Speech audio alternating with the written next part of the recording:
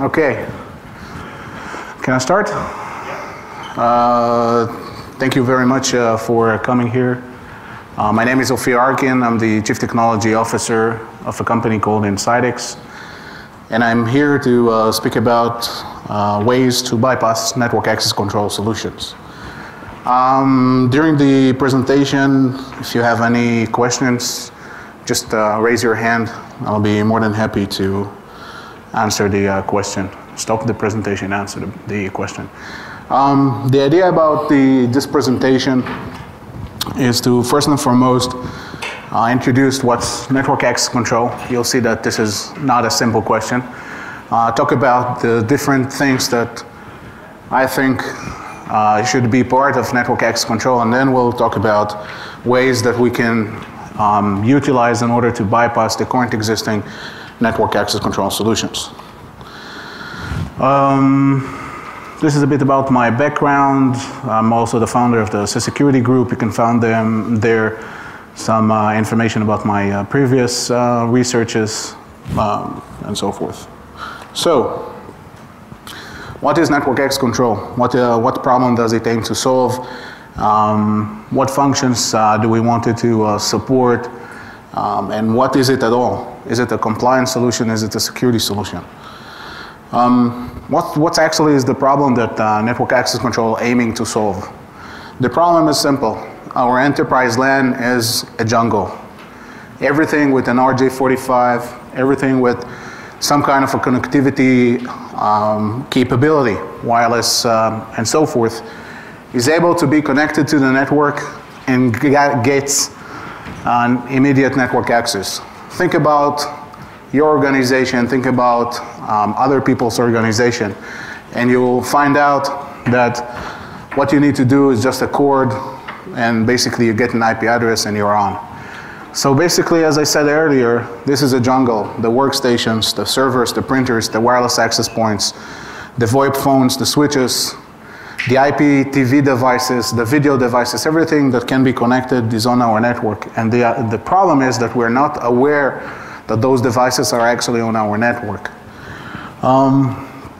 So at the end of the day, if we need to defend our stability, integrity, regular operation, if we don't have the understanding that these devices are actually on our network, then all of those will be in jeopardy.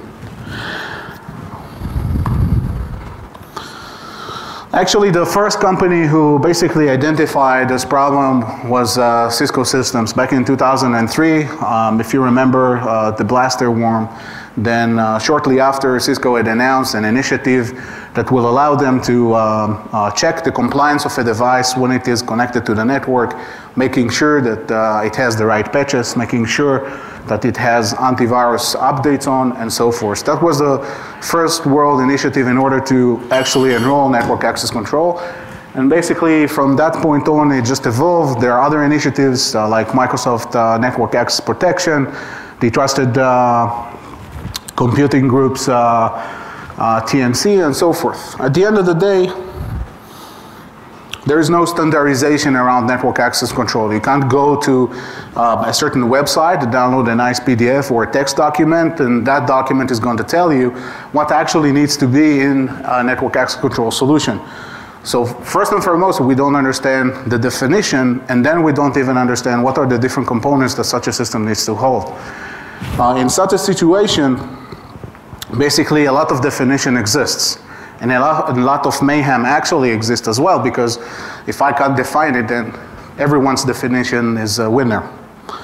But if we try for a second to understand what network access control actually should provide, then first and foremost, we need to control network access. And as such, at least I believe, that this is a security solution before it is a compliance solution.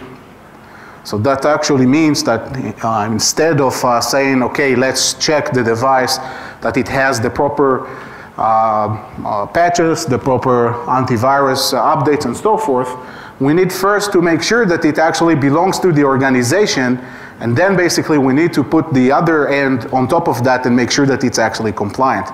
Because I don't care if it's compliant or not if I don't understand that it exists or if it's operating in a rogue manner on my network. So again, first and foremost, we need to understand if the device actually belongs to the network and it's ours, and then we put the compliance on top of that.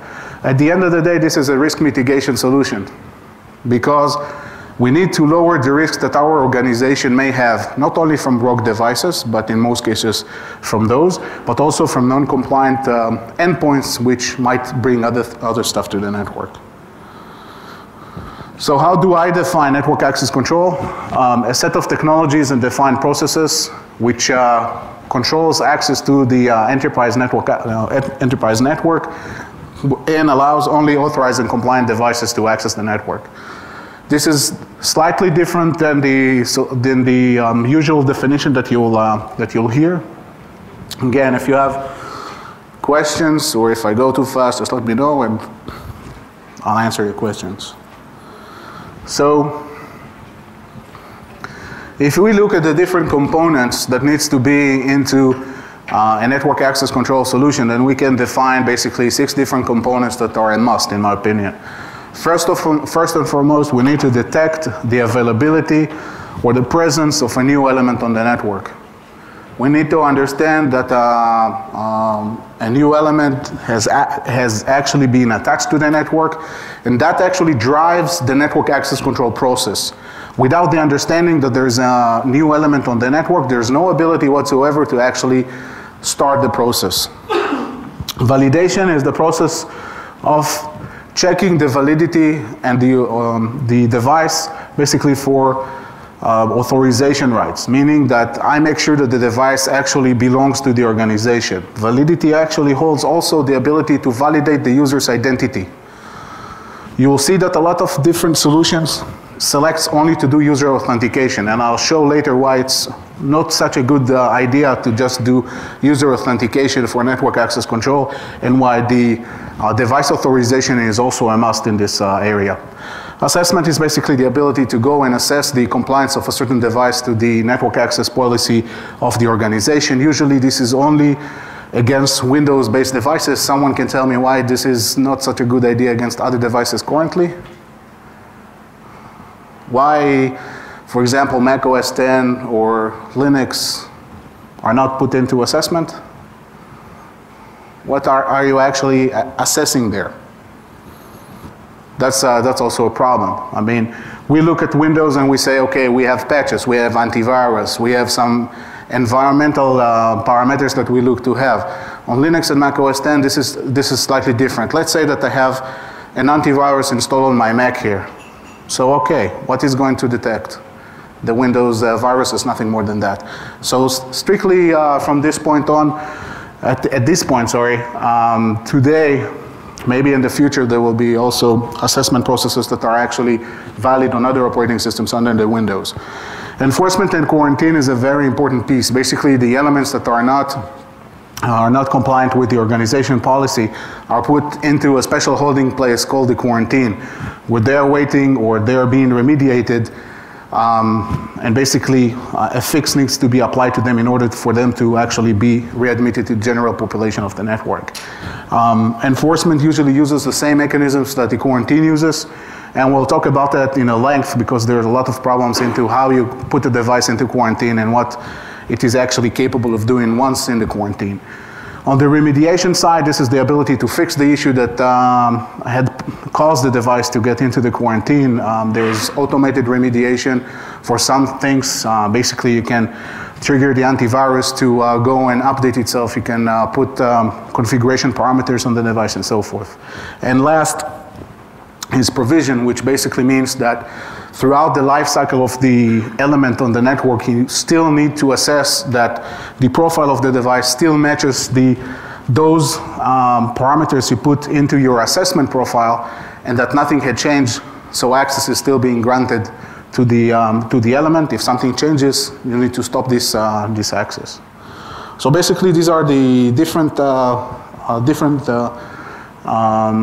things that need to be put into a network access control solution. This was a very fast introduction into what network access control should have, what's the definition, and what are the capabilities. Questions? So what are the attack vectors? Basically, the nice thing about this is that we can attack everything. Like with any other technology, we can take different pieces and we can try to see where we can actually put an attack against. So first is the architecture. How this actually works. How the different parts interact. What are they sending each other? We'll see some examples for how we can play with that as well. Technology. Each piece of the feature or each feature can be attacked. For example, the element detection process, the device authorization, the assessment, the quarantine. I'll show examples on how you can actually bypass or actually can attack each of those features. The various components can be actually attacked as well. The client itself, the servers that are being used, and the infrastructure itself. So in that respect, you can attack them as well. So as you may see, there's different things that we can do here. We'll go over with this presentation over the definition, which plays a role, although this is not an attack, but it's something of importance to understand. We'll talk about element detection, and we'll understand how we can actually put an element on the network without being detected. The validation stage will show some examples for that. Talk about the quarantine, talk about the enforcement and assessment, and we get to the definition.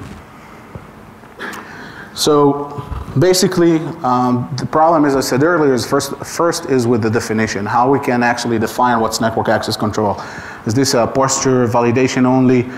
Is this done against all devices? And is it a security solution or a compliance solution? And actually, I've set here an example with the definition that the Trusted Network Connect of the TNG is actually saying. As you can read on the highlighted red, security requirements for endpoints connecting to the corporate network, collecting endpoint configuration data, policy compliance.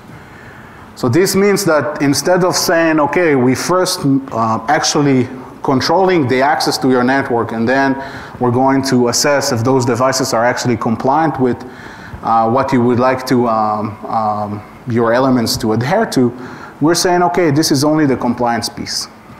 And this is a very dangerous thing, because if you don't define this solution as a security solution and make sure that your devices first and foremost belongs to you and there are no rogue devices, and only then perform the compliance, what you're actually implying here that, like patch management solutions, give me your username and password with administrative rights, I'll connect to my domain controller, I'll get the list of elements that log on to the domain, and I'll check the compliance against them.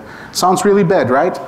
Why is this bad? Because at the end of the day, there are elements which do not log on to the domain, there are elements which log on to other domains, and so forth. So this might illustrate the problem here, because if we use the 80-20 rule in security, it simply will not work. So this is the example.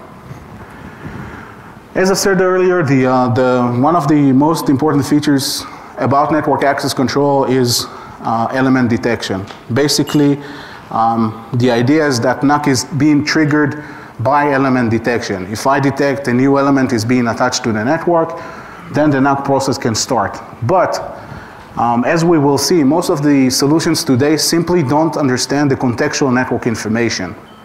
They wait for something to happen in order for them to detect that there is actually a new device on the network. They don't have the detection capabilities that alert them in real time, at least most of them, that there is a new device, and therefore if there is no knowledge about the device, there's no control, no defense, because there's no network access control. So what are the different methods to do element detection? And here there is a vast ways, actually vast options to do this. From listening to traffic, listening to DHCP requests, listening to broadcast traffic, listening to traffic that goes through a certain monitoring point, or even listening to traffic that goes through inline devices, integrating with the switch, like 802.1x SNMP traps. Can someone tell me why integrating with the switch is a problem? Just off the top of your heads. Lunch wasn't that heavy. Okay, the idea here is that basically you rely on something you don't provide in order to have a certain feature enabled. So if you go to an organization, and I'm sure that some of you work for small organizations, 10,000 people, 15,000 people. Think about all the infrastructure that is involved with this type of organizations. So how can I actually tell who are all of